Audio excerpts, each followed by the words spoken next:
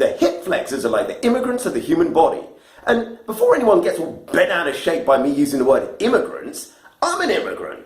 I'm an Englishman, living in Wales.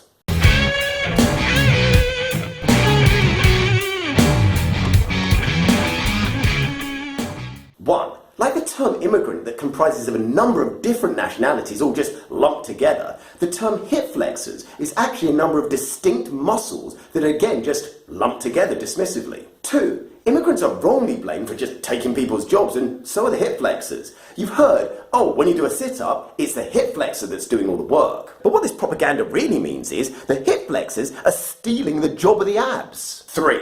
Immigrants can be misunderstood and wrongly blamed for all the woes of the country. And you've guessed it, the hip flexors can also be misunderstood and be blamed for everything from back, hip, groin and knee pain to poor posture. 4. Immigrants can be massively overworked, exploited and underappreciated. The same goes for hip flexors. They get accused of being too tight and too short. But they're in a vicious cycle doing two people's jobs because the other person, the low ab, is always on the sick. Because of that, rather than getting stronger by doing their job and then recovering, they get weaker and tired. And that makes them short and tight from fatigue. Number 5. Like a lot of immigrants, the hip flexors aren't given the same level of access to the resources which would help them become fully functioning, strong members of their hip society. Instead, they're marginalised with no specific exercises in a workout for them, and just the hope that the other exercises will fill the gap. And for many, the lack of knowledge and exercises causes a huge problem. Number 6. Immigrants can be actively stopped from receiving the same opportunities as others because of prejudice and ignorance. It's called direct discrimination, and hip flexors suffer the same fate. Some fitness professionals actively stop people from working the hip flexors because of prejudice and ignorance, but unfortunately there isn't a law against that. And number 7.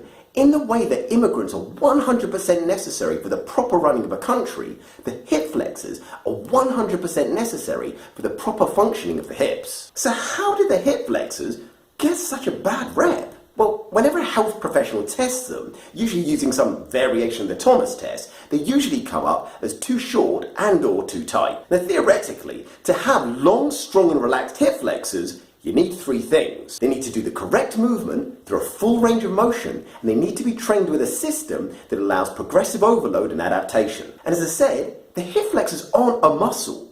They're a group of muscles. They're called the hip flexors because it's a description of what they do. It's like their job title. Literally, the muscles in the group can flex or bend the hip. So this is the mishmash 10, the psoas, major and minor, and the iliacus. The rectus femoris, sartorius, TFL, pectineus, adductor longus, adductor brevis, and gracilis. What? That's a lot of muscles and complex names. Isn't hip flexors just a quicker and easier description? I'd agree if they all had the same job to flex the hip to equal degrees, but they don't. Different folks, different strokes. What you talking about, Will?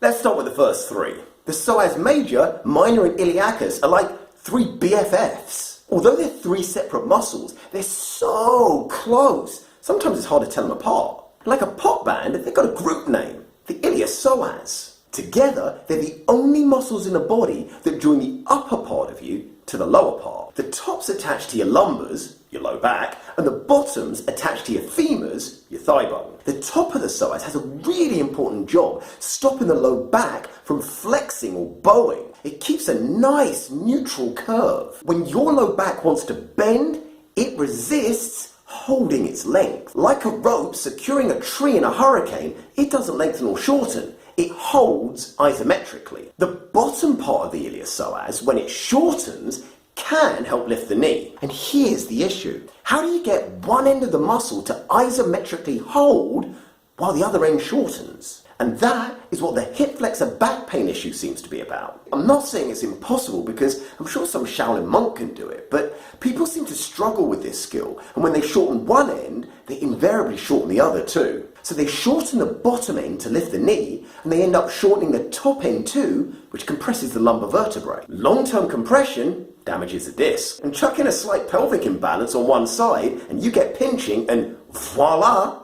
back pain.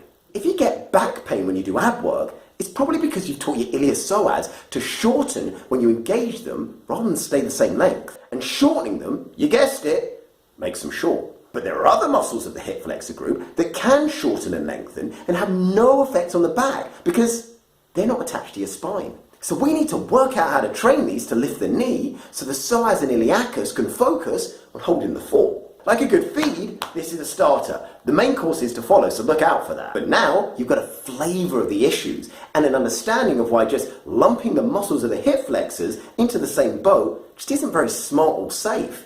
And they need help. Just like these people.